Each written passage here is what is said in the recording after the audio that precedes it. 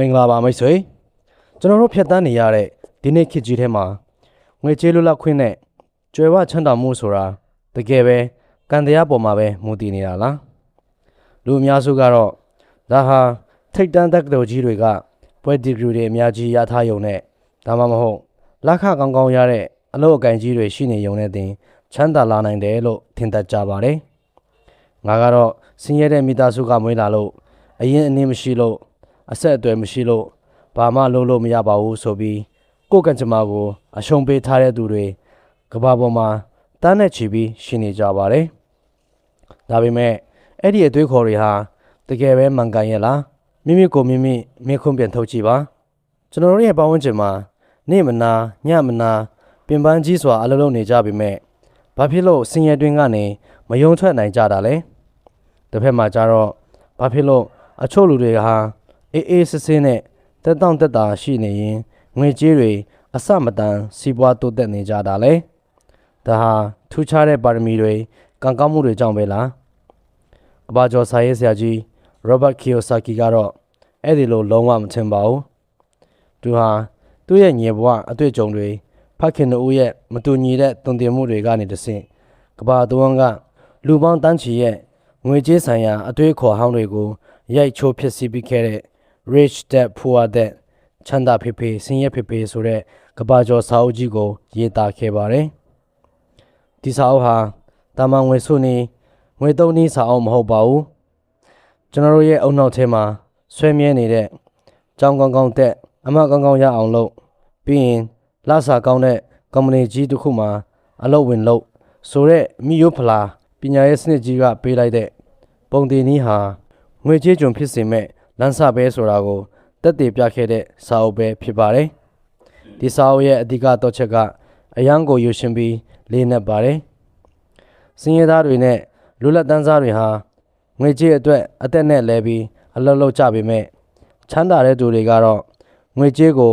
သူတို့အတွက်အလုပ်လုပ်ခိုင်းကြပါတယ်ဆိုလိုတာကမိတ်ဆွေရဲ့လက်ရှိလစဉ်ဝင်ဘယ်လောက်ပဲရှိနေပါစေမိတ်ဆွေရဲ့စိတ်ထဲမှာငွေကြေးနဲ့ပတ်သက်တဲ့တိကျတဲ့ idea နဲ့ငွေကြေးဆိုင်ရာအသိပညာ financial literacy တာမရှိဘူးဆိုရင်လက်ခဘယ်လောက်ပဲတိုးအလုပ်တွေဘယ်လောက်ပဲပြောင်းရုန်းကန်ရတဲ့ကြွက်ပြေးလန်း red race တန်တရားထဲကနေဘယ်တော့မှရုံထွက်နိုင်မှာမဟုတ်ပါဘူးဒီကနေ့တင်ဆက်ပေးမယ့်စာအုပ်နှစ်ချုပ်ကနေလျှို့ဝှက်ချက်သင်ခန်းစာတွေဟာတာမန်ကျောင်းသုံးစာအုပ်တွေထဲကအသိပညာတွေမဟုတ်ပါဘူးဒါဟာငွေကြေးရဲ့နိယာမကိုအပိုင်တွက်ပြီးဘဝကိုလွတ်လပ်ခွင့်ရအောင်ဖန်တီးသွားခဲ့တဲ့တထေးတွေရဲ့ငွေကြေးဖော်မြူလာတွေဖြစ်ပါတယ်စာအုပ်ထဲမှာပါတဲ့အခန်းစဉ်အလိုက်အဓိကသင်ခန်းစာကြီးတွေအားလုံးကိုအစအဆုံးအသေးစိတ်တင်ဆက်ပေးတော့မှာဖြစ်လို့မိတ်ဆွေရဲ့ဘဝကိုပြောင်းလဲပြဖို့အတွက်အလွန်အဖို့တန်တဲ့အချိန်ပိုင်းလေးဖြစ်လာပါလိမ့်မယ်မိတ်ဆွေရဲ့ငွေကြေးအနာဂတ်ကိုဒီနေ့ကစပြီးထာဝရပြောင်းလဲပြဖို့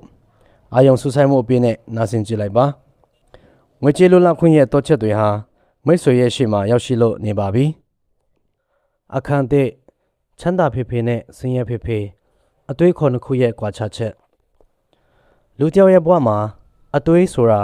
အလွန်ပဲကြောက်စရာကောင်းတဲ့တန်လိုက်တတ်တစ်ခုဖြစ်ပါတယ်မိတ်ဆွေပါကိုတွေးတယ်လဲမိတ်ဆွေရဲ့ဘဝကဒီအတိုင်းပဲဖြစ်လာတတ်ပါတယ်စာရေးသူရောဘတ်ကီယိုဆာကီကအသက်9နှစ်သားအရွယ်ကလေးကဒီအမှန်တရားကိုသူ့ရဲ့ဖခင်နှစ်ယောက်စီကနေမျက်ဝါးထင်ထင်တွေ့မြင်ခဲ့ရတာဖြစ်ပါတယ်ကျွန်တော်တို့အနေနဲ့ဒီဖခင်နှစ်ယောက်ရဲ့ကွာခြားချက်ကို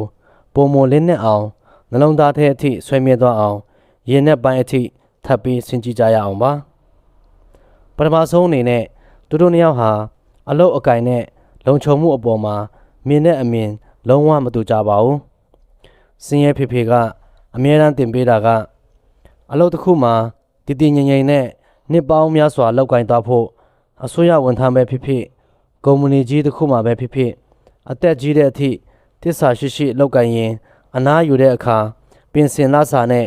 အကျိုးခံစားခွင့်တွေရလိမ့်မယ်ဆိုပြီးဘေးကင်းလုံခြုံမှုကိုပဲ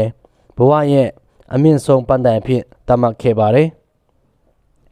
ချမ်းသာဖေဖေကတော့ဒီအသွေးကိုလုံးဝလောင်ပြောင်ခဲ့ပါတယ်သူတစ်ပါးရဲ့လုပ်ငန်းခွင်ထဲမှာကိုယ့်ရဲ့အချိန်နဲ့လှုပ်အားကိုပုံအော်ပြီး ဘေကင်းလုံခြုံမှုကိုရှာဖွေနေတာဟာဘဝကိုသူတစ်ပါးလက်ထဲလွှဲအပ်ထားတာနဲ့အတူတူပဲ။ဘာဖြစ်လို့လဲဆိုတော့ကုမ္ပဏီကအချိန်မရွေးလူလျှော့နိုင်တယ်။စီးပွားရေးဘက်ကကြရင်အလုပ်ပြုတ်နိုင်တယ်။ဒါကြောင့်လုံခြုံမှုအစစ်အမှန်ဆိုတာအလုပ်တစ်ခုကိုဖက်သွယ်ထားခြင်းမဟုတ်ပဲစီးပွားရေးစနစ်တွေကိုကိုယ်တိုင်ပိုင်ဆိုင်ပြီးငွေကြေးလွတ်လပ်ခွင့်ကိုတည်ဆောက်နိုင်ခြင်းပဲဖြစ်တယ်လို့တင်ပြပေးခဲ့ပါတယ်။နောက်ထပ်အရေးကြီးတဲ့အချက်ကတော့အမားလုံးမိခြင်းနဲ့ကြားရှုံးခြင်းအပေါ်ထားရှိတဲ့သဘောထားပဲဖြစ်ပါတယ်။ကျောင်းဆရာကြီးဖြစ်တဲ့စင်းရဲဖေဖေဟာကျောင်းကပညာရေးစနစ်အတိုင်းပဲစဉ်းစားပါတယ်။ကျောင်းမှာအမားလုပ်ရင်အမတ်နှုတ်ခံရတယ်။အမားလုပ်တဲ့သူဟာလူညံ့ဖြစ်တယ်လို့မြင်တဲ့အတွက်ဘဝမှာအမားမလုပ်မိအောင်အရန်တတိထားပြီးဘာစွန့်စားမှုမှမလုပ်ပဲနေထိုင်သွားပါတယ်။ဒါပေမဲ့စီးပွားရေးသမားဖြစ်တဲ့ချမ်းသာဖေဖေကတော့အမားလုပ်ခြင်းနဲ့ကြားရှုံးခြင်းဆိုတာလူတစ်ယောက်တိုးတက်ဖို့အတွက်မရှိမဖြစ်လိုအပ်တဲ့သင်ခန်းစာတွေပါပဲ။ကလေးတစ်ယောက်ဟာလဲကျဖူးမှလမ်းလျှောက်တတ်တာဖြစ်တယ်လို့စပိန်စီးရင်လဲလဲကျဖူးမှစီးတတ်တာဖြစ်ပါတယ်။ငွေကြေးရေးမှာလဲမရှုံးနိုင်ဖူးတဲ့သူဟာဘယ်တော့မှအောင်မြင်တဲ့တထေးကြီးဖြစ်မလာနိုင်ပါဘူး။အဓိကကတော့ကြားရှုံးတဲ့အခါစိတ်သက်မကြပဲအဲ့ဒီအမားတွေကနေသင်ခန်းစာယူပြီးပုံမထဲမဲ့အောင်လုပ်ဖို့ပဲလို့ရဲရဲဝံ့ဝံ့စင်ခေါ်ခိုင်းပါတယ်။စာအုပ်ထဲမှာစာရေးသူကအရန်အဖို့အတန်နဲ့ဖြစ်ရတစ်ခုကိုထည့်သွင်းပြောပြထားပါတယ်။အဲ့ဒါကတော့သူဟာအသက်9နှစ်သားအရွယ်မှာချမ်းသာဖေဖေစီကနေချမ်းသာနီးကိုတွားရောက်တင်ယူခဲ့တဲ့အကြောင်းပဲဖြစ်ပါတယ်။အဲ့ဒီအချိန်မှာချမ်းသာဖေဖေကရောဘတ်နဲ့သူ့တငယ်ချင်းမိုက်တို့ကိုသူ့ရဲ့စတိုးဆိုင်လေးတစ်ခုမှာတနာရီကို30 ဆင့်ထဲနဲ့အလုပ်ခိုင်းခဲ့ပါတယ်။30 ဆင့်ဆိုတာအဲ့ဒီခေတ်ကတောင်အရန်နယ်လွန်းတဲ့ပမာဏပါ။ရောဘတ်ဟာရက်သက်တပတ်အနေငယ်ကြအောင်ပင်ပင်ပန်းပန်းအလုပ်လုပ်ပြီးတဲ့နောက်မှာစိတ်တူလာပြီးဒီဖခင်ကငါ့ကိုအလုပ်သမားလိုနှိပ်စက်နေတယ်။လက်ခလည်းအရန်နဲတယ်ဆိုပြီးအလုပ်ထွက်ဖို့အထိစိတ်ဆိုးမှန်ဆိုးနဲ့တွားရောက်တွေ့ဆုံခဲ့ပါတယ်။အဲ့ဒီအခါမှာချမ်းသာဖေဖေကပြုံးပြီးဘဝတစ်သက်တာလုံးအတွက်အကောင်းဆုံးသင်ခန်းစာတစ်ခုကိုပေးခဲ့ပါတယ်။ငါသားလူအများစုဟာအလုပ်ကနေလက်ခနဲရင်ဆန်ရှင်ကိုစိတ်ဆိုးကြတယ်။ဒါမှမဟုတ်လက်ခပိုရမဲ့တခြားအလုပ်တစ်ခုကိုပြောင်းကြတယ်။သူတို့ဟာလက်ခပိုရရင်ပြဿနာပြေလည်သွားမယ်လို့ထင်ကြပေမဲ့တကယ်တမ်းကျတော့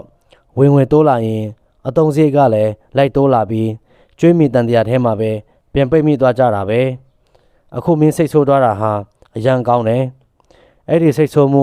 ကြောက်ရွံ့မှုတွေကနေရုံထွက်ပြီးငွေကြေးအတွက်ငါကအလုပ်လုပ်ရမှာလားငွေကြေးကငါအတွက်အလုပ်လုပ်ပေးရမှာလားဆိုတာကိုအုံနောက်တုံးပြီးစတင်စဉ်းစားဖို့ငါကသင်ခန်းစာပေးလိုက်တာပဲချမ်းသာဖေဖေရှင်းပြခဲ့တဲ့လူသားတွေရဲ့အကြီးမားဆုံးအားနည်းချက်ကတော့ကြောက်ရွံ့ခြင်းနဲ့လောဘရဲ့ထောင်ချောက်ထဲမှာပိတ်မိနေခြင်းပဲဖြစ်ပါတယ်လူတွေဟာပိုက်ဆံမရှိရင်ငါပြတ်သွားမှာကိုကြောက်တဲ့အတွက်မနဲ့မိုးလင်းတာနဲ့အလုတ်ကိုမဖြစ်မနေသွားကြတယ်အလုတ်ကနေလဆာရလာတဲ့အခါမှာလောဘစိတ်ကြောင့်ဇင်ခံပစ္စည်းတွေအဝတ်အစားအသစ်တွေဖုံးအသစ်တွေကိုလိုချင်တတ်မှတ်ပြီးပိုက်ဆံတွေကိုချက်ချင်းပြန်သုံးပစ်လိုက်ကြပါတယ်အဲ့ဒီလိုနဲ့လကုန်ရင်ပိုက်ဆံပြန်ပြတ်သွားပြီးပြန်ငတ်မှာကြောက်တဲ့အတွက်နောက်လမှာအလုတ်ကိုပို့ပြီးစ조사လုပ်ကြပြန်ပါတယ်လက်ခတိုးပြန်ရင်လဲလောဘကြောင့်ပို့ပြီးအတုံးအဖြုံးကြီးလာပြန်ပါတယ်ဒါကိုစာရေးသူကကြွက်ပြေးလန်း red race လို့ခေါ်တာဖြစ်ပါတယ်လောင်အိမ်ထဲကကြွက်ကလေးတစ်ကောင်ဟာဘိန်းလုံးပေါ်မှာအားကုန်ယုံပြီးပြင်းနေပေမဲ့ဘဲမှမရောက်ပဲတနေရာထဲမှာပဲလဲပတ်နေတယ်လို့ပါပဲတာမန်လူတွေဟာလဲအလုတ်လုတ်လက်ခရအကျွေးဆက်လိုက်ပတ်စံပြက်လိုက်အလုတ်ပြန်လုတ်လိုက်ဆိုတဲ့တန်တရားဆက်ဝန်းထဲမှာပဲတသက်လုံးရုံမထွက်နိုင်ပဲပိတ်မိနေကြတာဖြစ်ပါတယ်ဒါကြောင့်ကျွန်တော်တို့ဟာကြွက်ပြေးလန်းထဲကနေရုံထွက်ခြင်းတယ်ဆိုရင်ကိုယ့်ရဲ့စိတ်ခံစားချက်တွေဖြစ်တဲ့ကြောက်ရွံ့မှုနဲ့လောဘနောက်ကိုလိုက်ပြီးမျက်စိမိတ်အလုတ်လုတ်နေတာမျိုးကိုချက်ချင်းရပ်တန့်ရပါမယ်ငွေကြေးကိုမိမိရဲ့အရှင်သခင်လိုသဘောမထားပဲမိမိရဲ့ခိုင်းဖက်တစ်ခုလိုသဘောထားပြီးငွေကြေးကိုဘယ်လိုမျိုးအသုံးချရမလဲဆိုတဲ့အတွေးအခေါ်ကိုအရင်ဆုံးပြောင်းလဲတည်ဆောက်ရမှာဖြစ်ပါတယ်အခန်းနဲ့ ရပိုင်ခွင့်နဲ့ပေးရန်တာဝန်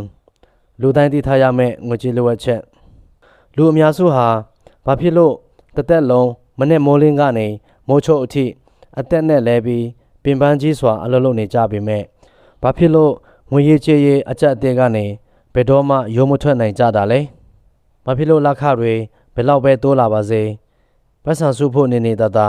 လကုန်ရင်လောက်ငှအောင်ရုန်းကန်နေရစေဖြစ်နေရတာလဲချမ်းသာဖေဖေချပြခဲ့တဲ့အဖြေကတော့အလွန်ပဲရိုးရှင်းပြီးမျက်စိပွင့်သွားစေပါတယ်အဓိကအကြောင်းရင်းကတော့သူတို့ဟာရပိုင်ခွင့်နဲ့ပေးရန်တာဝန်ရဲ့မိုးနဲ့မြေလိုကွာခြားချက်ကိုတေးသေးချာချာခွဲခြားမသိကြပဲပေးရန်တာဝန်တွေကိုရပိုင်ခွင့်လို့မာယွင်းထင်မှတ်ပြီးတောက်လျှောက်ဝယ်ယူစုဆောင်းနေကြလို့ပဲဖြစ်ပါတယ်တကယ်တော့မိတ်ဆွေကငွေကြေးလွတ်လပ်ခွင့်ကိုရချင်တယ်တထေးတယောက်ဖြစ်ချင်တယ်ဆိုရင်ကမ္ဘာပေါ်မှာအရေးကြီးဆုံးစီးမင်းတစ်ခုတည်းကိုပဲတည်ထားဖို့လိုအပ်ပါတယ်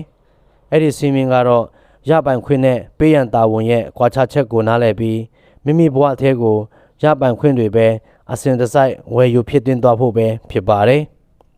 ဒါဟာကြားရတာအရန်လွယ်ကူလွန်းလို့လူအများစုကနှာခေါင်းရှုံပြီးရှော့တွက်တတ်ကြပါတယ်ဒါပေမဲ့လူအများစုကဒါကိုစာအုပ်ကြီးအတိုင်း theory အရသိကြပေမဲ့လက်တွေ့ဘဝထဲမှာတော့လုံးဝဝေခွဲမြပဲလွဲမှားနေကြတာပါချမ်းသာဖေဖေကတော့ဒီငွေကြေးနေရာမတစ်ခုကိုကလေးတယောက်တောင်နားလည်နိုင်လောက်မဲ့ရိုးရှင်းတဲ့ပုံစံနဲ့ဘဝအထက်အထိဆွေးမြဲသွားအောင်အခုလိုပဲရှင်းပြခဲ့ပါတယ်ရပိုင်ခွင့်ဆိုတာမိတ်ဆွေကိုယ်တိုင်အလုပ်လုပ်နေစရာမလိုပဲမိတ်ဆွေရဲ့အိတ်ကတ်ထဲကိုငွေတွေအလိုလိုစီးဝင်လာအောင်လုပ်ပေးတဲ့အရာအလုံးဖြစ်ပါတယ်ပေးရန်တာဝန်ဆိုတာကတော့မိတ်ဆွေရဲ့အိတ်ကတ်ထဲကနေငွေတွေကိုအပြင်ကိုအလိုလိုဆွဲထုတ်သွားနေတဲ့အရာအလုံးပဲဖြစ်ပါတယ်ဒီနေရာမှာကိုမျက်စိထဲမြင်သာအောင်အိမ်တစ်လုံးရဲ့ဥပမာနဲ့ထပ်ပြီးခွဲခြားကြည့်ရအောင်ပါလူအများစုအထူးသဖြင့်ဝန်ထမ်းတွေနဲ့လူလက်တန်းစားတွေဟာသူတို့ဘဝမှာပတ်စံအများကြီးစုမိလို့ဖြစ်ဖြစ်ဘဏ်ကနေချင်းဝင်ရလို့ဖြစ်ဖြစ်အိမ်ကြီးတစ်လုံးဝယ်လိုက်နိုင်တဲ့အခါငါကတော့အဖို့တာနဲ့ရပိုင်ခွင့်ကြီးတစ်ခုကိုပိုင်ဆိုင်သွားပြီဆိုပြီးဝမ်းသာအားရအကုန်ယူတတ်ကြပါတယ်ဒါပေမဲ့ရောဘတ်ကီယိုဆာကီကတော့အဲ့ဒီအသွေးကိုလုံးဝရချိုးပစ်ခဲ့ပါတယ်မိမိကိုယ်တိုင်နေထိုင်ဖို့တက်ဝယ်ယူလိုက်တဲ့အိမ်တစ်လုံးဟာရပိုင်ခွင့်လုံးဝမဟုတ်ပါဘူးအဲ့ဒါဟာပေးရန်တာဝန်သာဖြစ်ပါတယ်ဘာဖြစ်လို့လဲဆိုတော့အဲ့ဒီအိမ်ကြီးဟာမိတ်ဆွေရဲ့အိတ်ကတ်ထဲကိုတလကိုတပြားတစ်ချက်မှဝင်ပြန်မသွင်းပေးတဲ့အပြင်လစဉ်ဘဏ်ကိုဆက်ရမဲ့အိမ်လိုင်းကြီးအိမ်ချမ်းမြေအခွန်ခရေဖိုးမီးဖိုးပြုတ်ပြင်ထင်းထင်းစရိတ်စတဲ့ဈေးစကားအလုံးကိုမိတ်ဆွေရဲ့အိတ်ကတ်ထဲကနေအပြင်ကိုပဲတောက်လျှောက်ဆွဲထုတ်သွားနေလို့ဖြစ်ပါတယ်စန့်ကျင်ဘက်အနေနဲ့မိတ်ဆွေကအိမ်တစ်လုံးကိုဝယ်ပြီးတူတစ်ပါးကိုပြန်ငှားထားမယ်အဲ့ဒီအိမ်ကနေလဆင်ရတဲ့အိမ်ငှားခကမိတ်ဆွေရဲ့အိတ်ကတ်ထဲကိုငွေတွေတွင်းပေးနေတဲ့အတွက်ရပိုင်ခွင့်အစစ်အမှန်ဖြစ်သွားပါပြီဒီနေရာမှာချမ်းသာတဲ့လူတွေနဲ့ဆင်းရဲတဲ့လူတွေရဲ့ငွေကြေးစစ်ဆေးမှုပုံစံကလုံးဝအကွာခြားသွားပါတယ်ဆင်းရဲသားတွေရဲ့ငွေကြေးစစ်ဆေးမှုကတော့သူတို့မှာဝင်ရလာရင်အဲ့ဒီဝင်အားလုံးဟာအစာအသောက်အိမ်လခလက်စစ်မီတာခ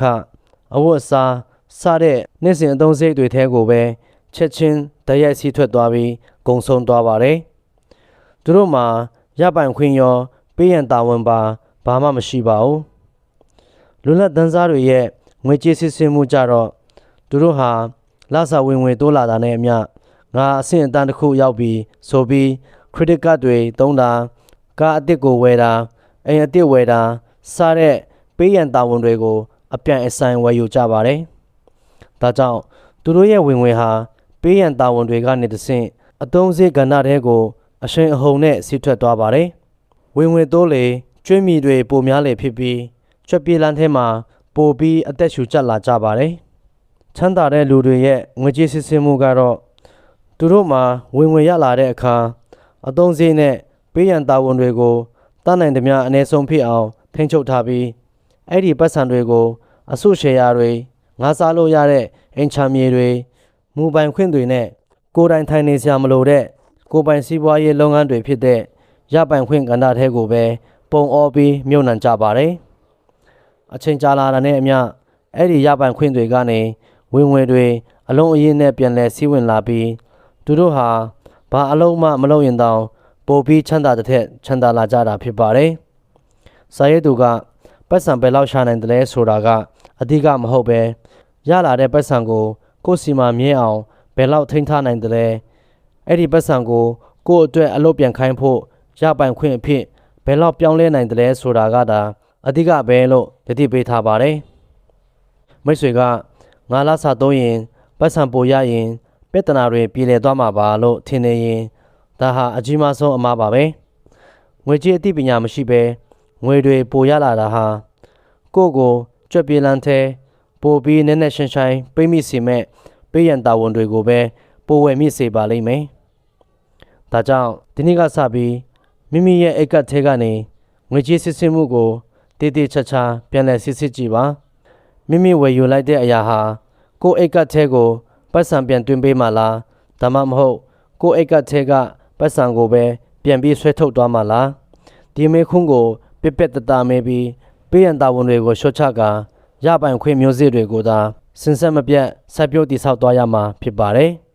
။အခန်း3ကိုယ်ပိုင်စီးပွားရေးကိုအာရုံစိုက်ပါအလုပ်လုပ်ခြင်းနဲ့စီးပွားရေးတိဆောက်ခြင်းကျွန်တော်တို့ရဲ့ပတ်ဝန်းကျင်ကိုတစ်ချက်လောက်ဝေဖန်ဆန်းစစ်ကြည့်ရအောင်ပါလူအများစုဟာမနေ့မိုးလင်းကနေမိုးချုပ်အထိလဲပတ်နေတဲ့စက်ရုပ်တွေလိုမျိုးတွာလာလှုပ်ရှားပြီးအလုပ်တွေကိုအပင်ပန်းခံလုပ်ကိုင်နေကြပါတယ်ဒါပေမဲ့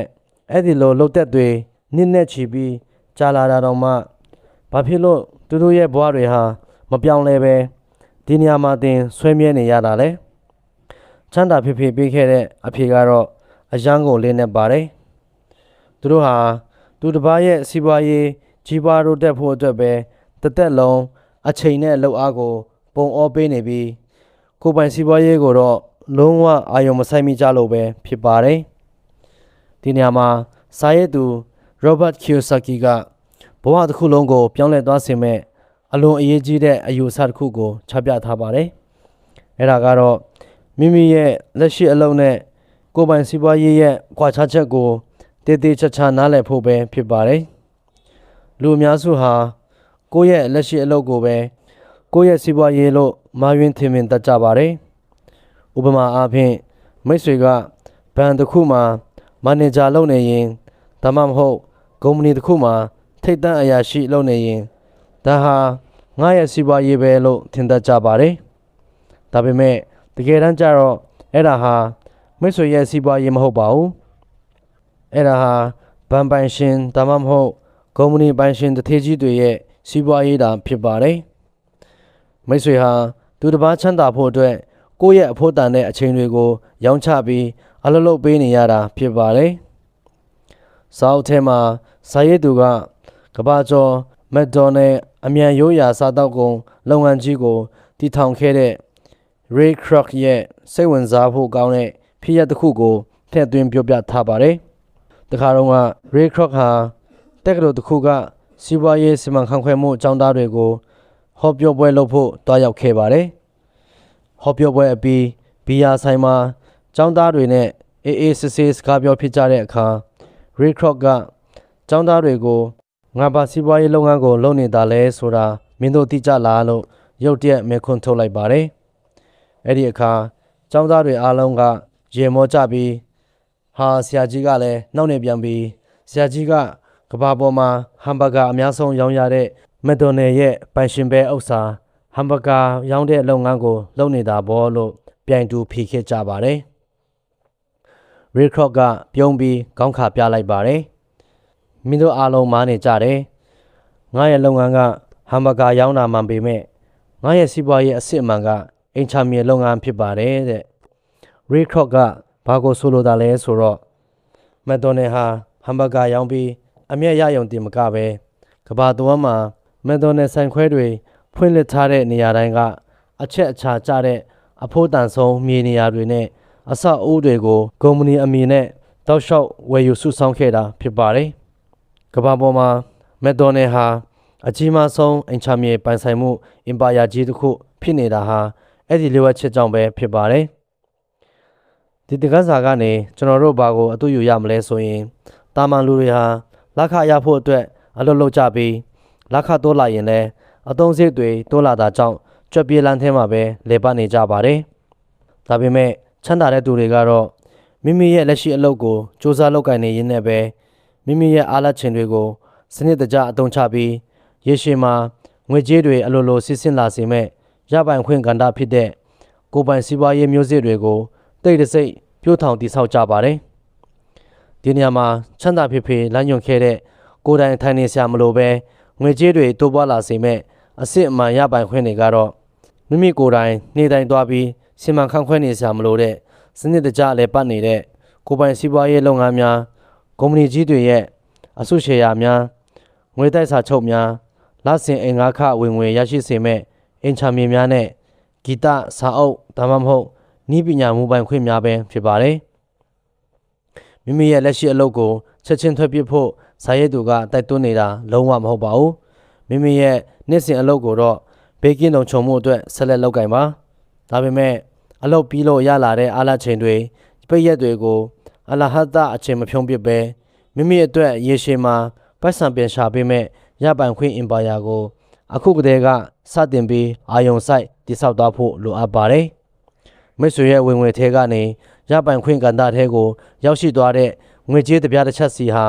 မိတ်ဆွေရဲ့တစ္ဆာရှိတဲ့အလုပ်သမားလေးတွေဖြစ်သွားကြပါပြီအဲ့ဒီငွေလေးတွေဟာ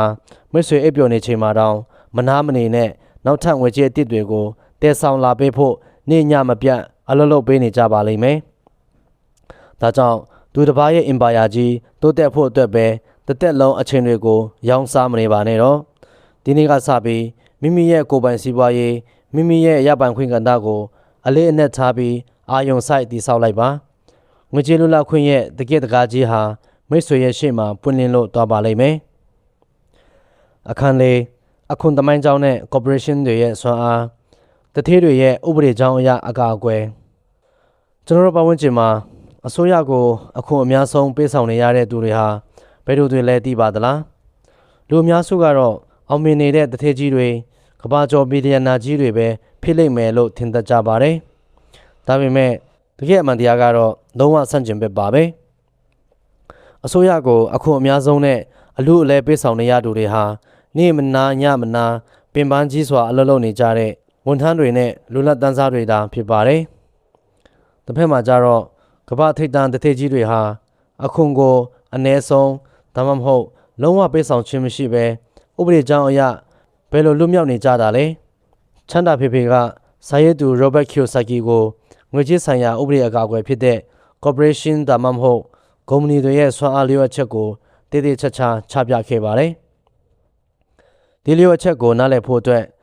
အရင်ဆုံးအခွန်တွေရဲ့တမိုင်းကြောင်းကိုအနည်းငယ်လေ့လာကြည့်ကြရအောင်ပါမူလအစတုန်းကကမ္ဘာပေါ်မှာအခွန်ဆိုတာမရှိခဲ့ပါဘူးအင်္ဂလန်နဲ့အမေရိကန်လိုနိုင်ငံကြီးတွေမှာစစ်မှတ်ဖြစ်ပွားတဲ့အချိန်မျိုးတွေမှာပဲယာယီအခွန်အဖြစ်ကောက်ခံခဲ့တာဖြစ်ပါတယ်ဒါပေမဲ့နောက်ပိုင်းမှာအစိုးရဟာချမ်းသာတဲ့သူတွေစီကနေအခွန်ကောက်ပြီးစင်းရဲသားတွေကိုပြန်လည်ထောက်ပံ့ပေးမယ်ဆိုတဲ့ကတိကဝတ်နဲ့အတူအမြဲတမ်းအခွန်စနစ်ကိုစတင်မိတ်ဆက်ခဲ့ပါတယ်အဲ့ဒီအခါစင်းရဲသားတွေနဲ့လူလက်တန်းစားတွေဟာဒါဟာငါတို့အတွက်ကောင်းမွန်တဲ့စနစ်ပဲဆိုပြီးအာသစ်တရားထောက်ခံခဲ့ကြပါတယ်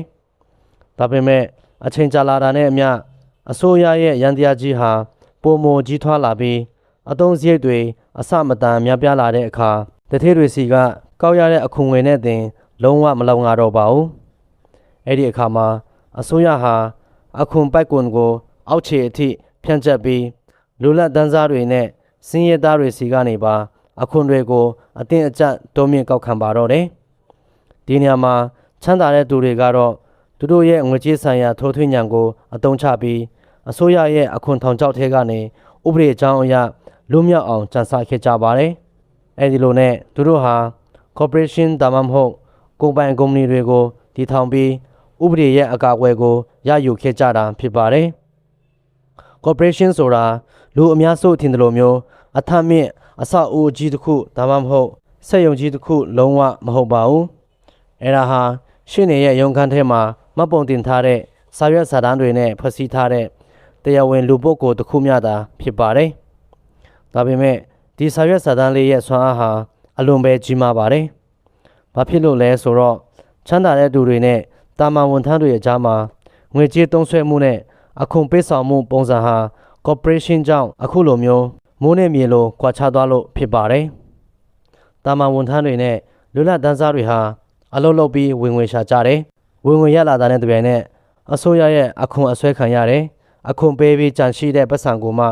မိမိတို့အတွက်သုံးစွဲကြပါတယ်။သူတို့ဟာအခွန်ပေးရလွန်းလို့လက်ကုံရင်ဘာမှမကြံတော့တာဖြစ်ပါတယ်။ဒါပေမဲ့ကုမ္ပဏီပိုင်ဆိုင်တဲ့ချမ်းသာတဲ့သူတွေကြတော့ဥပဒေကြောင်းအရပြောင်းပြန်သုံးစွဲကြပါတယ်။သူတို့ဟာကုမ္ပဏီအမည်နဲ့ဝင်ငွေရှာကြတယ်။ရလာတဲ့ဝင်ငွေတွေကိုဥပဒေကြောင်းအရခွင့်ပြုထားတဲ့လုပ်ငန်းသုံးစရိတ်တွေအဖြစ်စိတ်ကြိုက်သုံးစွဲကြတယ်။အဲ့ဒီလိုလုပ်ငန်းသုံးကားစရိတ်ခီးသွားစရိတ်စားတောက်စရိတ်ဖုံးပေနဲ့ရုံခန်းစရိတ်စတဲ့အရာတွေကိုအကုန်အကျပြတ်သားသုံးစွဲပြီးလို့အောက်ခြေမှာကြန့်ရှိတဲ့အမျက်ငွေအနှဲငယ်ကိုမှအခွန်ဆောင်ကြတာဖြစ်ပါတယ်။မိတ်ဆွေစဉ်းစားကြည့်လိုက်ပါ။ဒါဟာဘယ်လောက်တောင်မတရားတဲ့ငွေကြေးကစားပွဲကြီးလဲ။ဝန်ထမ်းတွေဟာအလုပ်ကနေလက်ခရရင်အခွန်အရင်ဖြတ်ခံရပြီးမှကျန်တာကိုတုံးရပေမဲ့တထဲတွေကတော့ဝင်ငွေတွေကိုအသုံးစရိတ်အဖြစ်အရင်သုံးပစ်လိုက်ပြီးကျန်တဲ့အမျက်ငွေအနှဲငယ်ပေါ်မှာပဲအခွန်နည်းနည်းလေးဆောင်ကြတာဖြစ်ပါတယ်။ဒါကြောင့်မို့ချမ်းသာဖေဖေကဇာရဲသူရောဘတ်ကိုငွေကြေးကစားပွဲမှာအမြဲအနိုင်ရနေစေဖို့အတွက်ငွေကြေးဆိုင်ရာထိုးထွင်းဉာဏ်ရဲ့အခြေခံမန်တိုင်ကြီးလေးခုကိုမဖြစ်မနေလေ့လာချဖို့မှာကြားခဲ့ပါတယ်။အဲ့ဒါတွေကတော့ငွေကြေးစစ်ဆေးမှုတွေကိုဖတ်တတ်နားလည်တတ်ဖို့စည်းရင်းကိုင်ပညာငွေကိုကိုယ့်အတွက်အလုပ်ပြန်လုပ်ခိုင်းတဲ့ငွေဖန်တီးတဲ့သိပ္ပံပညာဖြစ်တဲ့ယင်းနှိမ့်မြုပ်နှံမှုပညာဝယ်လိုအားနဲ့ရောင်းလိုအားရဲ့သဘောတဘာဝကိုသိရှိပြီးဘယ်အချိန်မှာရောင်းရမယ်ဘယ်အချိန်မှာဝယ်ရမယ်ဆိုတာကိုတွက်ချက်နိုင်တဲ့ဈေးကွက်နားလည်မှုနဲ့ corporation တွေရဲ့ဥပဒေအကြောင်းအရခွင့်ပြုထားတဲ့အခွန်သက်သာခွင့်နဲ့မိမိရဲ့ပိုင်ဆိုင်မှုတွေကိုသူတစ်ပါးတရားစွဲဆိုခြင်းကနေကာကွယ်နိုင်တဲ့ဥပဒေပညာတို့ဖြစ်ပါတယ်။မိတ်ဆွေဟာကြွက်ပြေးလန်းထဲကနေရုံထွက်ပြီးငွေကြေးလွတ်လပ်ခွင့်ကိုရချင်တယ်ဆိုရင်ငွေရှာရုံတင်မဟုတ်ပဲဥပဒေကြောင်းအရငွေကြေးကိုဘယ်လိုမျိုးထိန်းသိမ်းရမလဲဆိုတဲ့ကစားပွဲစည်းမျဉ်းတွေကိုပါတည်ထားဖို့လိုအပ်ပါတယ်။မိမိရဲ့ကိုယ်ပိုင်ရပိုင်ခွင့်ကြီးထွားလာတဲ့အခါ corporation တစ်ခုရဲ့ဆွမ်းအားကိုအသုံးချပြီးအခွန်ထောင်ချောက်တွေကနေဥပဒေအကြောင်းအရအကာအကွယ်ရယူဖို့အခုကတည်းကကြိုတင်ပြင်ဆင်ထားရမှာဖြစ်ပါတယ်။အခန်း၅ချမ်းသာသူတွေဟာငွေကိုတည်ထွင်ကြတယ်။ငွေကြေးဆိုင်ရာထိုးထွင်းဉာဏ်ကိုအသုံးချခြင်းကမ္ဘာပေါ်မှာ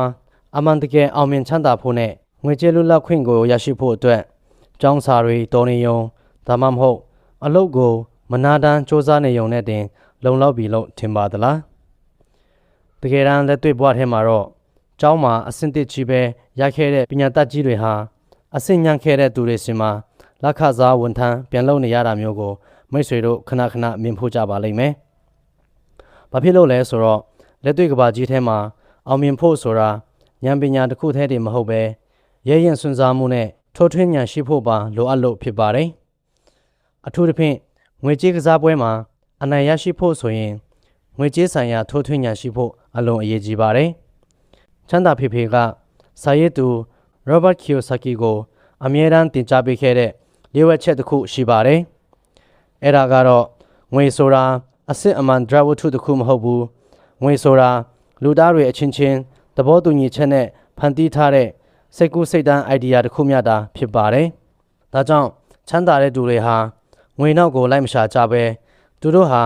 အိုင်ဒီယာတွေနဲ့ငွေကိုတည်ထွင်ကြတာဖြစ်တယ်ဆိုတဲ့သင်ခန်းစာပဲဖြစ်ပါတယ်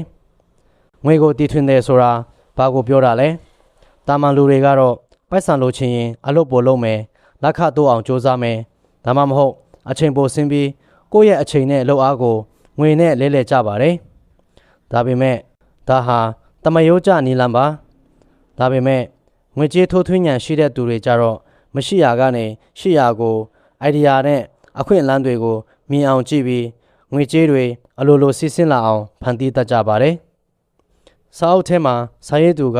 သူကိုယ်တိုင်အိုင်ဒီယာနဲ့ငွေကိုဘယ်လိုမျိုးတည်ထွင်ခဲ့လဲဆိုတဲ့စိတ်ဝင်စားဖို့ကောင်းတဲ့လက်တွေ့ဖြစ်ရတစ်ခုကိုထည့်သွင်းပြောပြထားပါတယ်။တခါတော့ကစီးပွားရေးပြက်ကတ်တစ်ခုကြုံရတဲ့အချိန်မှာအင်ချာမြေဈေးကွက်ဟာတောက်လျှောက်ထိုးကျသွားခဲ့ပါတယ်။လူတိုင်းကကြောက်လန့်ပြီး အိမ်ချမြေတွေကိုအလူအယက်ပြန်ရောက်နေကြတဲ့အချိန်ပေါ့အဲ့ဒီအချိန်မှာရောဘတ်ဟာငွေကြေးထိုးထွင်းညံကိုအသုံးချပြီးတရားရုံးကနေတင်စီထားတဲ့တန်ဖိုးရှိတဲ့အိမ်တစ်လုံးကိုဒေါ်လာ2000ထဲနဲ့ဝယ်ယူခွင့်ရအောင်စီစဉ်ခဲ့ပါတယ်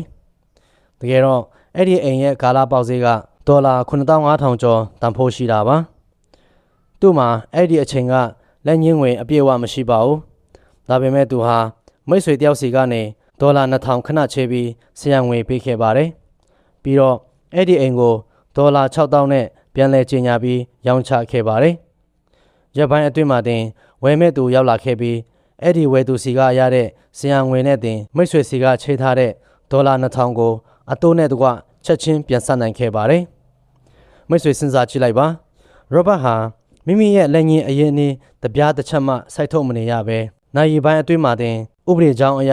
စာရွက်စာတမ်းအိုင်ဒီယာတွေကိုအသုံးချပြီးဒေါ်လာ4000နီးပါးအမြတ်ငွေကိုမရှိရာကနေတည်ထွင်ဖန်တီးလိုက်တာဖြစ်ပါတယ်ဒါဟာငွေကြေးထိုးထွင်းညံရဲ့အစွမ်းထက်ပုံပါပဲချမ်းသာဖေဖေကကဘာပေါ်မှာအကောင်းဆုံးနဲ့အစွမ်းထက်ဆုံးရပိုင်ခွင့်ကြီးတစ်ခုရှိတယ်အဲ့ဒါကတော့ငါတို့ရဲ့အုံနောက်ပဲဖြစ်တယ်မိတ်ဆွေရဲ့အုံနောက်ကိုတေးသေးချာချာလက်ကျင့်ပေးထားမယ်ဆိုရင်ကဘာပေါ်ကတာမန်လူတွေမမြင်နိုင်တဲ့အခွင့်အလမ်းတွေကိုမျက်စိထဲမှာထင်ထင်ရှားရှားမြင်တွေ့လာရလိမ့်မယ်အဲ့ဒီအခါတစ်သက်လုံးရှာမကုန်နိုင်တဲ့ကြွယ်ဝချမ်းသာမှုတွေကိုနိုင်ပိုင်းအတွင်းမှာဖန်တီးပြနိုင်လိမ့်မယ်လို့တွင်တင်ခဲ့ပါတယ်ဒါကြောင့်မို့ငွေကြေးကစားပွဲမှာအမှန်တကယ်အောင်မြင်ချမ်းသာခြင်းတဲ့ဆိုရင်တာမန်လူတွေထက်ထူးခြားတဲ့စွမ်းရည်သုံးခုကိုမဖြစ်မနေလက်ကျင့်ပြထောင်ထားရမယ်လို့စာရေးသူကလမ်းညွှန်ထားပါတယ်အဲ့ဒါတွေကတော့လူတိုင်းကကြောက်လန့်ပြီးနောက်ဆုတ်နေချိန်ဒါမှမဟုတ်တာမန်မျက်စိနဲ့ကြည့်ရင်မမြင်နိုင်တဲ့စီးပွားရေးလျှို့ဝှက်ချက်တွေကိုထိုးထွင်းသိမြင်အောင်ကြည်တတ်တဲ့သူတစ်ပါးမမြင်နိုင်တဲ့အခွင့်အလမ်းကိုမြင်အောင်ကြည်တတ်ခြင်းစီးပွားရေးလုပ်ဖို့အတွက်ဘဏ်တွေရင်းနှီးမြှုပ်နှံသူတွေစီကနေဥပဒေကြောင်းအရငွေကြေးအရင်းအနှီးကိုမိမိရဲ့ idea နဲ့ဘယ်လိုမျိုးဆွဲဆောင်ရမလဲဆိုတာကိုနားလည်တဲ့ငွေအမြောက်အများကိုဘယ်လိုမျိုးစနစ်တကျရှာဖွေစုဆောင်းရမလဲဆိုတာသိချင်းနဲ့ကိုယ့်ထက်တော်တဲ့ရှေ့နေတွေစီးရင်ကိုင်တွေမာကတ်တင်းသမားတွေကိုငားရန်ပြီးမိမိရဲ့ empire ကိုဝိုင်းဝန်းတည်ဆောက်ခိုင်းတတ်တဲ့တော်တဲ့ထက်မြက်တဲ့လူတွေကိုစနစ်တကျစီမံခန့်ခွဲတတ်ခြင်းတို့ဖြစ်ပါတယ်ကျွန်တော်မှာအရင်နေမရှိလို့ဘာမှလုပ်လို့မရပါဘူးဆိုပြီးကိုဘောင်ခတ်မထားပါနဲ့တော့စစ်မှန်တဲ့အရင်နေဆိုတာပိုက်ဆံမဟုတ်ပါဘူးမိတ်ဆွေရဲ့အုံနောက်ထဲကအသိပညာနဲ့ထိုးထွင်းဉာဏ်သာဖြစ်ပါတယ်ဒီနေ့ကစပြီးမိမိရဲ့ငွေကြေးဆိုင်ရာအသိပညာတွေကိုစင်ဆက်မပြတ်မြင့်တင်ပါဈေးကွက်ရဲ့အခွင့်အလမ်းတွေကိုမျက်စိဖွင့်နားဆွင့်ပြီးလေ့လာပါမိတ်ဆွေရဲ့ငွေကြေးထိုးထွင်းဉာဏ်ထက်မြက်လာတာနဲ့အမျှမိတ်ဆွေဟာငွေနောက်ကိုအမေလိုက်ဆရာမလို့ပဲငွေကြေးတွေကိုမိမိဘဝထဲရောက်လာအောင်အလိုလိုတည်ထွင်ဖန်တီးနိုင်တဲ့စွမ်းအားရှင်တစ်ယောက်ဖြစ်လာပါလိမ့်မယ်အခန်း6ငွေအတွက်အလုံးမလုပ်ပါနဲ့တင်ယူရန်အတွက်သာအလုံးလုပ်ပါပညာရပ်တစ်ခုထဲတွင်ပိတ်မိမနေပဲဘက်စုံစွမ်းရည်များမွေးမြူခြင်းလူအများစုဟာ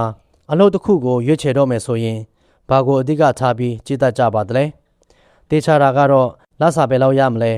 အကျိုးခံစားခွင့်ဘယ်လောက်ရှိမလဲဘောနပ်ဘယ်လောက်ပေးမလဲဆိုတဲ့အချက်တွေကိုပဲရှေ့တန်းတင်ပြီးစဉ်းစားတတ်ကြပါတယ်ဒါပေမဲ့ကမ္ဘာကျော်စာရေးဆရာရောဘတ်ကီယိုဆာကီကတော့လူငယ်တွေကိုလုံးဝဆန့်ကျင်ဘက်အကြံဉာဏ်မျိုးပေးထားပါတယ်အလုပ်တစ်ခုကိုရွေးချယ်တဲ့အခါလက်ခဘယ်လောက်ရမလဲဆိုတာထက်ဒီအလုပ်ကနေငါဘာတွေအသည့်တင်ယူခွင့်ရမလဲဆိုတဲ့အချက်ကိုပဲကြည့်ပြီးရွေးချယ်ပါတဲ့ဘာဖြစ်လို့လဲဆိုတော့တာမန်လူတွေဟာငွေကြေးရဲ့ရေတိုလုံခြုံမှုဖြစ်တဲ့လက်စာအပေါ်မှာပဲအာရုံစိုက်ပြီးအလုပ်လုပ်ကြတဲ့အတွက်ဘဝမှာရေရှည်တိုးတက်မှုတွေလုံးဝရပ်တန့်သွားရလို့ဖြစ်ပါတယ်သူတို့ဟာကိုကျွမ်းကျင်တဲ့ပညာရပ်တစ်ခုထဲမှာပဲပိတ်မိနေပြီးအဲ့ဒီပညာရပ်မှာဘယ်လောက်ပဲထိတ်တန့်ရောက်စီးပွားရေးနဲ့ဘက်စုံနေရာမတွေကိုနားမလည်တဲ့အတွက်တစ်သက်လုံးလက်ခစားဝန်ထမ်းဘွားကနေမယုံထွက်နိုင်ကြတာဖြစ်ပါတယ်စာအုပ်ထဲမှာစာရေးသူကသူ့ရဲ့စင်ရဲဖေဖေနဲ့ချမ်းသာဖေဖေတို့ရဲ့အလုပ်အကင်ပေါ်ထားရှိတဲ့အယူအဆကွာခြားပုံကိုထောက်ပြထားပါတယ်စင်ရဲဖေဖေအမြဲတမ်းလမ်းညွှန်ထားတာကတော့ငါသားပညာရပ်တစ်ခုကိုအဆုံးစွန်ထိအသေးစိတ်ကျွမ်းကျင်အောင်လေ့လာပါမင်းကအလုပ်တစ်ခုထဲမှာပဲအထူးပြုကျွမ်းကျင်သူဖြစ်သွားပြီဆိုရင်မင်းရဲ့အလုပ်အကင်ဟာပိုပြီးဘေးကင်းလုံခြုံလိမ့်မယ်လို့တင်ကြားပေးပါတယ်ချမ်းသာဖေဖေကတော့ပြောင်းပြန်ပါပဲငါသားမင်းကစီးပွားရေးအင်ပါယာတစ်ခုကိုတည်ဆောက်ချင်တယ်ဆိုရင်ပညာရပ်တစ်ခုထဲမှာအဆုံးထိနှက်ဆိုင်နေဖို့မလိုဘူးအရာအလုံးကို အနေငယ်စီတည်ထားဖို့ပဲလိုအပ်တယ်လို့လမ်းညွှန်ခဲ့ပါတယ်။ဒါကြောင့်မို့ချမ်းသာဖေဖေဟာစာရေးသူကိုသူ့ရဲ့ကုမ္ပဏီအသီးသီးမှာလက်ပတ်ပြီးအလုပ်လုပ်ခိုင်းခဲ့တာဖြစ်ပါတယ်။စင်းကိုင်ဌာန၊မားကတ်တင်းဌာန၊အယောင်ဌာန၊လူသားအရင်းအမြစ်စီမံခန့်ခွဲမှုဌာနစတဲ့နယ်ပယ်အစုံမှာအတွေ့အကြုံရအောင်လက်ခနည်းနည်းလေးနဲ့တခါတလေလက်ခလုံးဝမပေးဘဲအတင်းအကျပ်လက်ကျင့်ပေးခဲ့ပါတယ်။ဒါဟာရောဘတ်ကိုအလုပ်သမားကောင်းတစ်ယောက်ဖြစ်အောင်လုပ်ပေးနေတာမဟုတ်ပါဘူး။စီးပွားရေးစနစ်တစ်ခုလုံးကိုအပေါ်စီးကနေမြင်တတ်တဲ့အရှင်သခင်တယောက်ရဲ့အမြင်ရရှိအောင်လက်ကျင့်ပေးခဲ့တာဖြစ်ပါတယ်။စာရေးသူရဲ့ကိုယ်ပိုင်ဘဝအတွေ့အကြုံတစ်ခုကလည်းအရန်ကိုစိတ်ဝင်စားဖို့ကောင်းပါတယ်။သူဟာကျောင်းပြီးတဲ့အခါမှာရတပ်ထဲကိုဝင်ရောက်ပြီးရဟတ်ယာဉ်မောင်းတာကိုတင်ယူခဲ့ပါတယ်။ပြီးတော့စစ်မြေပြင်မှာလူတွေကိုဘယ်လိုမျိုးဥဆောင်ရမလဲဆိုတဲ့ခေါင်းဆောင်ဆွမ်းရည်ကိုလက်တွေ့လေ့ကျင့်ခဲ့ပါတယ်။စစ်ပွဲပြီးလို့အရက်ဖက်ကိုပြန်ရောက်တဲ့အခါမှာတော့သူဟာလက်ခအရန်ကောင်းတဲ့လေကြောင်းလိုင်းတစ်ခုမှာလေယာဉ်မှုအလုပ်ဝင်လုပ်ခွင့်ရနိုင်ပါလျက်နဲ့အဲ့ဒီအလုပ်ကိုညှင်းပယ်ခဲ့ပါတယ်။အဲ့ဒီအစားသူဟာကမ္ဘာကျော် Xerox ကုမ္ပဏီမှာအခြေခံအယောင်ဝန်ထမ်းအဖြစ်ဝင်ရောက်လုပ်ကိုင်ခဲ့ပါတယ်။ဒီနေရာမှာသူ့ရဲ့ပညာတတ်ဆင်းရဲဖေဖေကလုံးဝစိတ်ပြတ်သွားပြီးမင်းကတက္ကသိုလ်ဘွဲ့လည်းရထားတယ်။ရဟရင်လည်းမောင်းတက်ရသားနဲ့ဘာဖြစ်လို့ဂုံတိတ်ခါမရှိတဲ့အယောင်တမအလုပ်ကိုတွားလုပ်ရတာလဲဆိုပြီးအပြင်းအထန်ကန့်ကွက်ခဲ့ပါတယ်။ဒါပေမဲ့ချမ်းသာဖေဖေကတော့ရောဘတ်ရဲ့ဆုံးဖြတ်ချက်ကိုအရန်သဘောကျပြီးအားပေးခဲ့ပါတယ်။ဘာဖြစ်လို့လဲဆိုတော့ရောဘတ်ဟာကိုတန်တရားရှိပြီးလူအငင်းပယ်ခံရမှာကိုကြောက်တတ်တဲ့အားနည်းချက်ရှိနေလို့ဖြစ်ပါတယ်။ Xerox ကုမ္ပဏီမှာအိမ်ပေါက်စိတ်လဲလဲပြီးပစ္စည်းရောင်းရတဲ့အလုပ်ဟာလူတွေရဲ့ညှင်းပယ်မှုကိုအချိန်ချင်းခံရမှာဖြစ်လို့အဲ့ဒီအလုပ်ကနေတဆင့်မိမိရဲ့ကြောက်ရွံ့မှုကိုကျော်လွှားနိုင်မဲ့အယောင်နဲ့မားကတ်တင်းစွမ်းရည်ကိုရရှိမှာဖြစ်လို့ပါပဲ။ ရောဘတ်ဟာ Xerox ကုမ္ပဏီမှာလုပ်ကိုင်ရင်းအငင်းပယ်ခံရမဲ့ကြောက်စိတ်တွေကိုအပီးတိုင်ကျော်လွှားနိုင်ခဲ့ပြီးကုမ္ပဏီရဲ့ထိပ်တန်းအယောင်ပြင်တယောက်ဖြစ်လာခဲ့ပါတယ်။အဲ့ဒီလိုနဲ့သူဟာစစ်တပ်ကရခဲ့တဲ့ခေါင်းဆောင်မှုစွမ်းရည်ကုမ္ပဏီကရခဲ့တဲ့အယောင်စွမ်းရည်တွေကိုပေါင်းစပ်ပြီးနောက်ပိုင်းမှာမိမိကိုယ်ပိုင်ကြီးကျယ်တဲ့စီးပွားရေးလုပ်ငန်းတွေကိုအောင်မြင်စွာတည်ထောင်နိုင်ခဲ့တာဖြစ်ပါတယ်။ဒါကြောင့်ချမ်းသာဖေဖေကဘဝမှာရေရှည်အောင်မြင်ချမ်းသာဖို့အတွက်မဖြစ်မနေလက်ကျင့်ရမယ့်အဓိကစီမံခန့်ခွဲမှုစွမ်းရည်ကြီး၃ခုကိုချပြခဲ့ပါတယ်။အဲ့ဒါတွေကတော့ကိုယ်စီဝင်လာတဲ့ငွေနဲ့ထွက်သွားတဲ့ငွေကိုစနစ်တကျထိန်းချုပ်နိုင်စွမ်းရှိခြင်းဖြစ်တဲ့ငွေကြေးစစ်ဆေးမှုကိုစီမံခန့်ခွဲခြင်းမိမိကိုယ်တိုင်ထိုင်မနေရဘဲအလိုလိုလက်ပတ်နေမဲ့စီးပွားရေးရန်တရားစနစ်တွေကိုတည်ဆောက်နိုင်ခြင်းဖြစ်တဲ့စနစ်တွေကိုစီမံခန့်ခွဲခြင်းနဲ့ကိုယ့်ထက်ထက်မြက်တဲ့သူတွေကိုစနစ်တကျစီယုံခိုင်းစေပြီးခေါင်းဆောင်နိုင်စွမ်းရှိခြင်းဖြစ်တဲ့လူသားအရင်းမြစ်များကိုစီမံခန့်ခွဲခြင်းတို့ပဲဖြစ်ပါတယ်။ငါကတော့ IT ပညာရှင်ပဲငါကတော့စီးရင်ကင်ပဲငါအလုပ်ကလွဲရင်တခြားဘာမှမသိဘူးဆိုပြီးကိုဘောင်ခတ်မထားပါနဲ့တော့ပညာရပ်တစ်ခုထဲမှာတော်နေပေမဲ့အယောင်နဲ့ခေါင်းဆောင်မှုကိုမတတ်မြောက်ထားဘူးဆိုရင်မိတ်ဆွေရဲ့အရေးချင်းတွေဟာကဘာပေါ်မှာအတုံးမချနိုင်ပဲဖုံတက်ကြံရစ်နေပါလိမ့်မယ်။ဒါကြောင့်ဒီနေ့ကစပြီးအလုပ်လုပ်တဲ့အခါငွေတမျက်နှာထဲကိုပဲမကြည့်ပါနဲ့။မိမိရဲ့ဘဝအတွက်ရေရှည်မှာအသုံးဝင်မဲ့အယောင်မားကတ်တင်းလူသားဆက်ဆံရေးနဲ့ခေါင်းဆောင်မှုစွမ်းရည်တွေကိုတင်ယူခွင့်ရမဲ့အခွင့်အလမ်းတွေကိုသာရှာဖွေပါ။အသိပညာတွေစုံလင်ပြီးဘက်စုံစွမ်းရည်တွေထက်မြက်လာတဲ့အခါမိတ်ဆွေဟာဘယ်လိုနေရာမျိုးရောက်ငွေကြေးလွတ်လပ်ခွင့်ကိုကိုယ်တိုင်ဖန်တီးယူနိုင်တဲ့ထိပ်တန်းခေါင်းဆောင်ကြီးတစ်ယောက်ဖြစ်လာပါလိမ့်မယ်။အခန်း9အောင်မြင်မှုကိုတားဆီးတဲ့အတားအဆီးတွေကိုကျော်လွှားခြင်းငွေကြေးဆိုင်ရာအသိပညာရှိတော်လဲမအောင်မြင်ရခြင်းရဲ့အဓိကအကြောင်းရင်းများကျွန်တော်တို့ဟာအခန်း1ကနေအခန်း6ထိငွေကြေးဆိုင်ရာအသိပညာတွေရပိုင်ခွင့်နဲ့ပေးရန်တာဝန်ရဲ့ကွာခြားချက်တွေ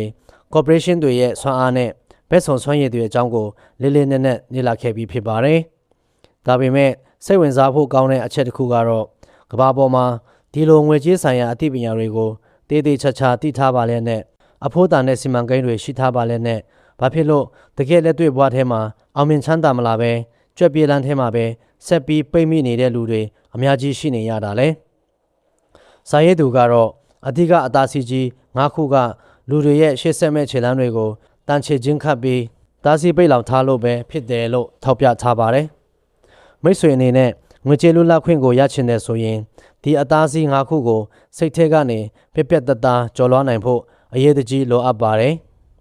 ပထမဆုံးအတားဆီးကတော့ရှုံးနေမှာကြောက်ခြင်းပဲဖြစ်ပါတယ်။လူတိုင်းဟာပိုက်ဆံဆုံးရှုံးသွားမှာကိုကြောက်ကြပါတယ်။ ချမ်းသာတဲ့သူရောဆင်းရဲတဲ့သူပါပိုက်ဆံဆုံးရှုံးမှာကိုကြောက်တဲ့စိတ်ကတော့ရှိကြတာကြီးပါပဲဒါပေမဲ့ခွာခြားချက်ကတော့အဲ့ဒီကြောက်စိတ်ကိုဘယ်လိုမျိုးကင်တွယ်ဖြစ်ရှင်းမလဲဆိုတဲ့အချက်ပေါ်မှာမူတည်နေတာဖြစ်ပါတယ်ဆင်းရဲသားတွေနဲ့လူလက်တန်းစားတွေဟာရှုံးနိမ့်မှာကိုအရန်ကြောက်တဲ့အတွက်ဘာစွန့်စားမှုမှမလုပ်ပဲဘေးကင်းလုံခြုံတဲ့လမ်းကိုပဲရွေးချယ်ပြီးတစ်သက်လုံးလက်ခစားဝန်ထမ်းဘဝမှာပဲဂုံဆုံးသွားကြပါတယ်ချမ်းသာဖေဖေကတော့ရှုံးနိမ့်ခြင်းဆိုတာအောင်မြင်မှုရဲ့လမ်းစာပဲဖြစ်တယ်ကြာရှုံးမှုကိုကြောက်လို့ရှောင်လွှဲနေတဲ့သူတွေဟာအောင်မြင်မှုကိုပါရှောင်လွှဲနေတာနဲ့အတူတူပဲတက်ဆက်ပြည်နယ်ကလူတွေဟာအမြဲတမ်းကြီးကြီးမားမားကစားလေးရှိကြပြီးရှုံးရင်လဲသူရဲကောင်းလိုဂုံယူဝင့်ကြွားစွာနဲ့အရှုံးထဲကနေတင်ကန်းစာယူတတ်ကြတယ်လို့တုံ့တင်ခဲ့ပါတယ်ဘဝမှာတစ်ခါမှမလဲကြဖူးတဲ့သူဟာလမ်းလျှောက်တတ်မှာမဟုတ်သလိုငွေရေးကြေးရေးမှာလည်းမရှုံးနိုင်ဖူးတဲ့တထေးကြီးဆိုတာကဘာပေါ်မှာလုံးဝမရှိပါဘူးအဓိကကတော့အရှုံးကိုကြောက်ပြီးဘာမှမလုပ်ဘဲနေတာမျိုးမဟုတ်ပဲစနစ်တကျတွက်ချက်ထားတဲ့စွန့်စားမှုတွေကိုရဲရဲဝံ့ဝံ့ရင်ဆိုင်ဖို့ဖြစ်ပါတယ်ဒုတိယအသားစီးကတော့အစိုးမြင်ဝါဒနဲ့တန်တရားစိတ်ဖြစ်ပါတယ်တကယ်လို့အဆင်မပြေရင်ဘယ်လိုလုပ်မလဲစီးပွားရေးပြက်ကကြီးကြုံလာရင်ဘယ်လိုလုပ်မလဲပိုက်ဆံတွေအကုန်ဆုံးရှုံးသွားရင်ငါဒုက္ခရောက်တော့မှာပဲဆိုတဲ့စိတ်ပူပန်မှုတွေမိမိကိုယ်ကိုတန်တရားရှိတဲ့အသွေးတွေဟာလူတစ်ယောက်ရဲ့မှတ်ဉာဏ်ကိုကမ်းသွားအောင်ပြုလုပ်တတ်ပါတယ်။ပတ်ဝန်းကျင်ကလူတွေကလည်းမိတ်ဆွေအတိတ်တစ်ခုခုလှုပ်ဖို့ကြိုးစားတိုင်းမင်းလုံနိုင်ပါမလား။ဒါကမဖြစ်နိုင်ပါဘူး။လိန်ခံရလိမ့်မယ်ဆိုပြီးစိတ်သက်ကြအောင်ဝေဖန်တတ်ကြပါတယ်။ချမ်းသာဖေဖေကအစိုးမြင်ဝါဒီတွေကိုကြက်ကလေးတွေနဲ့ဥပမာပေးပါတယ်။ကြက်ကလေးဟာသူ့ကောင်းပေါ်ကိုတည်တည်တလုံးပြုတ်ကျတာနဲ့တင်ဟဲကောင်းကင်ကြီးပြုတ်ကျတော့မယ်ဆိုပြီးတတော်လုံးပတ်អော်နေတယ်လို့ပါပဲမိတ်ဆွေအနေနဲ့အောင်မြင်ချမ်းသာခြင်းရင်အဲ့ဒီလိုအစိုးမြင်ဝါဒီတွေရဲ့စကားကိုနားမယောင်ပဲတန်တရားတွေကိုစိတ်ထဲကနေမောင်းထုတ်ပြီးအခွင့်အလမ်းကိုပဲအာယုံဆိုင်ကြည်တတ်ရပါမယ်တတိယအသားစီကတော့ပြင်းရချင်းဖြစ်ပါတယ်ပြင်းရချင်းလို့ပြောလိုက်ရင်လူအများစုကငါကတော့မပြင်းပါဘူးနေ့တိုင်းမနေ့ကတည်းကအလုပ်သွားပြီးညအထိအလုပ်တွေအရန်လုပ်နေတာပဲလို့ပြန်လဲခြေပတတ်ကြပါတယ်ဒါပေမဲ့စာရေးသူကအလုပ်တွေအရန်များနေခြင်းဟာပြင်းရချင်းရဲ့နောက်ထပ်ပုံစံတစ်မျိုးပဲဖြစ်တယ်လို့ထူးထူးခြားခြားထောက်ပြထားပါတယ်လူအများစုဟာအလုပ်တွေကိုအသေးအတန်ရှုံနေအောင်လုပ်ပြနေခြင်းအပြင်မိမိတို့ရဲ့ဘဝမှာအမှန်တကယ်ပြောင်းလဲပေးရမယ့်ငွေရေးကြေးရေးအခြေအနေကိုထိုင်ပြီးစဉ်းစားရမှာကိုပြင်းလို့ဒါမှမဟုတ်ရှောင်လွှဲခြင်းလို့အလုပ်ထဲမှာပဲအချိန်ကုန်ခံပုံအောင်နေကြတာဖြစ်ပါတယ်ဒီလိုပြင်းရခြင်းထောင်ချောက်ကနေလွတ်မြောက်ဖို့အတွက်ဆိုရင်မိတ်ဆွေရဲ့စိတ်ထဲမှာနည်းနည်းလောက်လောဘတက်ဖို့လိုအပ်ပါတယ်ငါသာငွေကြေးလွတ်လပ်ခွင့်ရသွားရင်ဘဝကဘယ်တော့တောင်စိတ်ချမ်းသာဖို့ကောင်းလိုက်မလဲငါမိသားစုကိုဘယ်လိုမျိုးကောင်းမွန်တဲ့ဘဝမျိုးပေးနိုင်မလဲဆိုတဲ့ပြင်းပြတဲ့ဆန္ဒနဲ့လောဘစိတ်လေးကိုမြည်မွေပြီးပြင်းရခြင်းတွေကိုတိုက်ဖြတ်ရမှာဖြစ်ပါတယ်စတုထအသားစီးကတော့အလေးအထအဆိုးတွေဖြစ်ပါတယ်ကျွန်တော်တို့ရဲ့ဘဝဟာကိုယ့်ရဲ့နေ့စဉ်ပြုလုပ်တဲ့အလေးအထတွေပေါ်မှာပဲရာခိုင်နှုန်းပြည့်မူတည်နေတာဖြစ်ပါတယ်ဆင်းရဲတဲ့သူတွေနဲ့လူလက်တန်းစားတွေဟာ